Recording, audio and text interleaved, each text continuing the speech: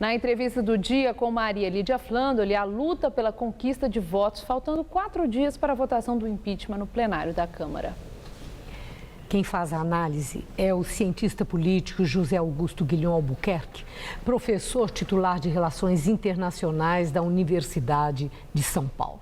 Muito obrigada, professor, por estar conosco. O governo tenta manter os partidos da base da forma que pode. A oferta de cargos de ministérios parece não estar conseguindo seduzir. Eu queria a sua análise do fenômeno, do que está acontecendo, quando nesses últimos dias, nas últimas horas, partidos que estão leais à presidente já anunciando o desembarque, para usar um termo do momento, do governo. O que é que acontece? É o chamado efeito manada, ou o político tem faro em relação ao poder, sente o cheiro do poder e não vai na onda contrária. Como é que o senhor avalia o que acontece agora? Veja, o efeito de manada não explica nada. Precisa saber por que esse efeito se dá, né? Quanto à questão da lealdade, veja, os partidos realmente leais ao governo Lula e Dilma vão continuar, que são os partidos de esquerda, o PT, PTdoB, PCdoB, PSOL, etc. Os outros nunca foram propriamente leais, no sentido de que nenhum momento se pediu a eles propriamente uma lealdade, né? Quer dizer, são partidos que não têm nenhum compromisso programático ou ideológico ou moral com o PT, né? E que estão ali na base de uma troca de favores. Então, nesse momento, a questão da sobrevivência é muito importante. Não é acaso que todo esse processo está se acelerando às vésperas das eleições municipais.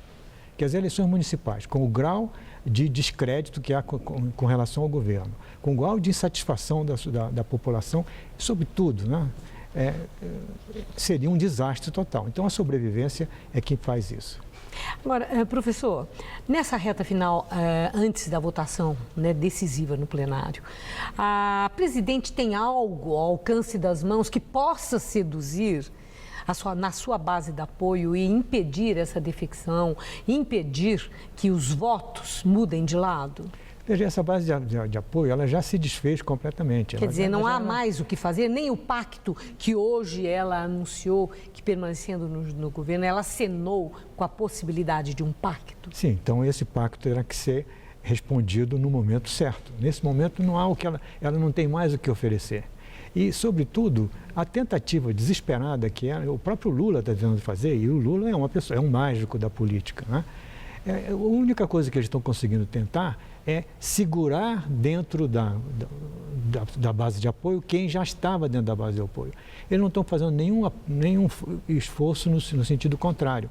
Então, quem, por exemplo, como o PMDB, o tratamento que está sendo dado ao PMDB, a liderança do PMDB pelo governo, é dizendo, vocês, não queremos vocês.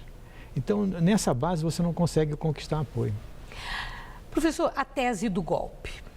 Essa tese do golpe vem sendo repetida com insistência pela própria presidente da República, até quem entenda que ela já joga para os livros, ela fala para registros futuros da história do Brasil, como pessoalmente expressou dia desses, quando se referia a esse processo de impeachment como um golpe, como um movimento em desrespeito à Constituição e que promove a ruptura da democracia. E isso ultrapassou as fronteiras do PT, dos partidos aliados. Isso chegou em muitos intelectuais do mundo acadêmico, juristas, artistas, que abraçaram essa tese e entendem que esse processo de impeachment é um golpe para destituir a presidente eleita pelo povo, voto democrático, etc. e tal. Eu quero ouvir do senhor se essa tese de que impeachment é golpe teve ressonância na sociedade, tem ressonância no meio social e o cidadão comum entende. Está havendo, sim, um movimento de golpe contra a presidente, é preciso reagir. O senhor sente isso, observa? Digamos, essa ressonância, eu acho que ela não é o objetivo. de ter uma ressonância na sociedade. O objetivo é dar argumentos para a militância. Quando a gente fala de intelectuais, artistas, juristas, etc., eu não acredito que nenhum jurista que já não estivesse comprometido com o PT, com Lula, com a Dilma há décadas, tenha caído nessa história de golpe, né? Porque o próprio PT tentou mais de 50 vezes o impeachment. Então, na época do Fernando Henrique, do Collor. Exatamente. Quer dizer, não houve nenhum presidente da República que o PT não tivesse movido uma ação de impeachment contra. O que ocorre nesse momento é uma tentativa apenas de convencer os já convencidos, um pouco de dar ânimo, etc.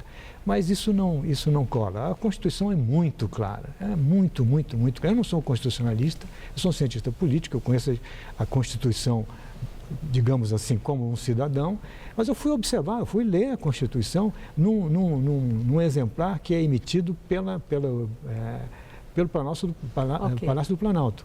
E está escrito lá com todas as letras o que é, o que não é impeachment. E em que circunstância? Quais são os crimes de responsabilidade? Isso. Tudo bem tipificado. Agora, a presidente Dilma, ela é vítima das circunstâncias, daquilo que chamaram de estelionato eleitoral, do esgotamento do presidencialismo de coalizão, da crise econômica, né, que cresce numa progressão geométrica. Ou ela é vítima de si própria, pelo seu jeito de ser e maneira de governar? Como é que o senhor avalia a presidente Dilma estar na situação em que ela está hoje? Veja, ninguém numa circunstância como essa é vítima apenas deixa de ser vítima de si próprio também. Mas eu acho que ela é sobretudo vítima do PT e do Lula. Quem tornou impossível a missão de Dilma de retomar o crescimento da economia e retomar o pulso do governo foi desde o início, desde o primeiro momento, ainda quando ela estava tentando compor o seu ministério, a interferência quase que brutal e diária do Lula e depois do PT. Quer dizer, quem decretou a saída da Dilma foi o Lula, no momento em que ele praticamente interviu no governo e expulsou do governo o Temer e todo o PMDB. Foi ele quem fez isso. Mas agora, no seu entender, isso é por inabilidade política ou com um objetivo muito claro de retomada do poder para o próprio PT, mas aí através da eleição do presidente Lula? Então, eu acho que o objetivo é tentar retomar o poder, só que feito pelo lado errado, porque o fracasso da Dilma, que foi desde o início, com o qual colaborou tanto o PT quanto o Lula, esse fracasso é um fracasso deles todos, é um fracasso do lulismo de maneira geral. Então, é um pouco uma coisa, uma autoderrota, digamos assim. As previsões, para encerrar, para o resultado da votação no próximo domingo, em plenário, na Câmara, elas não são favoráveis à presidente Dilma. Líderes da oposição estariam atuando no sentido do convencimento, principalmente do PMDB, para a conquista de votos e fechar os tais 342 necessários.